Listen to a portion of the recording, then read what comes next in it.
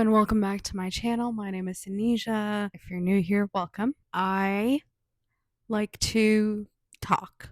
Today, we're going to be talking about how to be more interesting and why human beings feel the need and the desire to be interesting. Everyone wants to be interesting. Interesting in its very literal description is something that holds your attention, arouses curiosity, or is engaging, fascinating, and unusual. Human beings are social animals and tend to seek relative social superiority through recognition. However, the structure of recognition and validation can force people into conformity. Being interested then becomes a performance of something that is already socially recognized. Modern society is heavily influenced by individualism and individualistic ideals, and I think that this can promote what we call kind of the main character energy. I'm sure most people have heard of it. If you haven't, the main character energy is this idea that you're the main character of your own movie, you're the main character of your story, and everything and everyone sort of revolves around you. And I think that the main character energy is a sort of egocentric perception of the world and of people themselves. Everyone wants to be interesting, and the desire to be interesting is often what prevents people from actually becoming interesting. Modern culture pushes this sort of self-centered narrative thinking, which produces a self-conscious performance. And this performance undermines people's authenticity. It's an unfortunate paradox where trying to be cool or trying to be interesting is in itself uncool and uninteresting. There may be many reasons why people want to be interesting or may want to seem interesting. For some, it's within the social context of wanting recognition and wanting some form of distinction from the masses. Many people want some form of recognition, and according to Hegel, your self-worth and your identity are often tied around being seen and being validated. And Hegel's master and slave dialectic actually explores this defect in asymmetric validation. Basically, there are two selves who meet and they are both competing for recognition. Now, the master forces recognition from the other self without giving any recognition back. And now the master's validity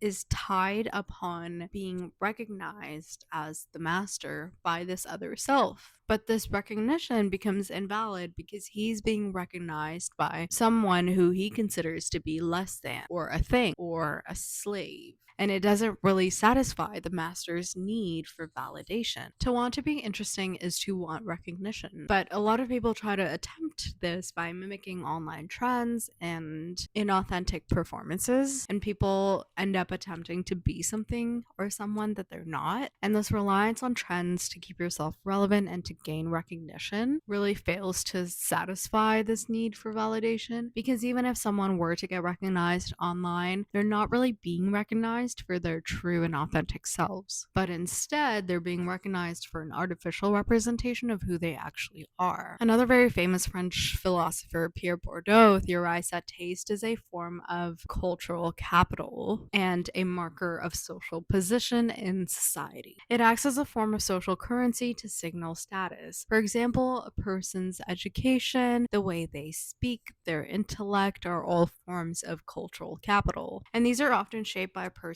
class, their environment, their upbringing, and they exist in a structured space where capital is treated very differently. You know, think of someone who said they went to Harvard for their undergrad versus someone who went to maybe a no-name school or a school that nobody has really ever heard of. The person who likely went to Harvard has a certain cultural currency by going to Harvard that the person who went to this no-name school does not have. And they may be of equal intelligence. However, we as human beings do give some social standing and currency to the person who went to Harvard. You may think, oh, wow, you must be really smart because you went to Harvard. And Bourdieu also theorized that the ruling class tends to use their taste and their cultural currency as an exclusionary practice and to establish their own preferences. That's the universal standard, and to exclude the proletariat class. And a lot of these preferences are simply unattainable for majority of the people or very difficult to attain. I mean, think of even just getting into Harvard. That is incredible incredibly difficult. And there was that whole blow up a few years ago where legacy Yale students were getting into Yale even without adequate grades and adequate standing in comparison to other more qualified students. But because they existed within a certain social and cultural class, they were given this currency and allowed this recognition. But these preferences do get turned into consumable aesthetics and lifestyle for the rest of the proletariat classes, who can then consume this and then attempt to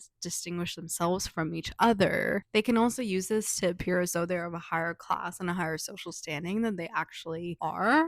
Think of, for example, the old money aesthetic that was very popular on TikTok. They consume these trends and they hop onto these trends to signal who they are, where they belong, and their position in society in relation to others. And if we observe trends that have popped up, think of even the clean girl trend. The clean girl symbolizes a group of wealthy women who drink green juices every day, they go to Pilates, they use very expensive skincare, their skin is always glowing, they wear minimalist luxury clothing that lasts them a lifetime, and they sort of experience this effortlessly luxury lifestyle. But for a lot of people, this is very difficult to attain and very difficult to maintain. The clean girl aesthetic was popularized by celebrities and influencers like Bella Hadid, Kendall Jenner, Hailey Bieber, and they are part of a field of cultural production who translate these elite aesthetics into consumable forms such as fashion and media. And the rise of this trend influenced many young girls and young women to try to emulate their lifestyle and implicitly distinguish themselves to be socially recognized. They become aspirational consumers who perceive these class-coded aesthetics as beauty or wellness rather than what they actually are, which is a class signal. But in doing this, they're unable to get the recognition that they really yearn for, because any form of recognition would be for their performed selves rather than their true authentic selves. So we need to be careful that in the pursuit of becoming interesting, we don't unintentionally abandon our own personal beliefs or our own internal desires, especially because the idea of interesting in this social media and digital age is so incredibly fickle.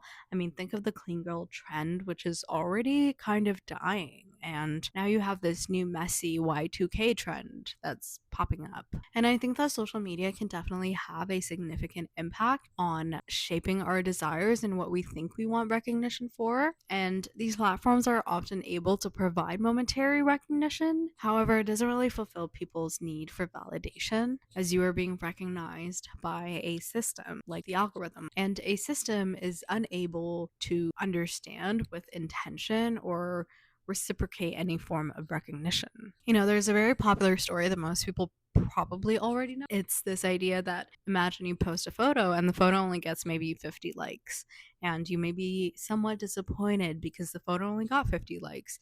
But imagine 50 people coming up to you in person and telling you that you look really nice or that you look great and they really like you. That would have a completely different feeling. I think most people would be very gassed to hear that. I know I would be pretty gassed. And I think this is a great example of the sort of validation that numbers provide. It's very vapid and shallow and ultimately unfulfilling. And it also really highlights the distinction between this algorithmic validation and recognition versus a more interpersonal recognition. In order to actually be interesting, I think that you need to be authentic to yourself. I think that the validation that people crave can only come through mutual recognition between two authentic selves. Similar to the master and slave, you cannot be validated by a thing or something that you see as less than. So you cannot be validated by likes, engagement, follows, impressions, or anything of the like. You cannot be validated through one-sided recognition. Authenticity exists when you're no longer performing for the sake of external validation, while still allowing yourself to be shaped by your social and cultural world. You allow these experiences to shape you and provide you an insight into your internal desires. And I think that authenticity is not necessarily independence from society, but more so it's a much less recognition seeking mode of it. When I think of people that I myself find interesting, there are definitely people who I see as being true to themselves. And I think a great example of this is Alyssa Liu with her figure skating journey. These people don't necessarily exist outside of the world of external validation, but they're able to align their lifestyles to their own internal desires. And famous, they're able to discern this external pressure from their own internal compass. And I think that being interesting is not so much about not participating in society, but rather having your own perception on a lot of these things. It lies somewhere between pure independence and pure conformity. You're self aware and you're able to align your lifestyle around your desires versus the other way around. That's all I have to say for today. Thank you for watching. If you haven't already, please like, subscribe, drop a comment. Let's see if Hegel and Bordeaux were right. Thanks for watching.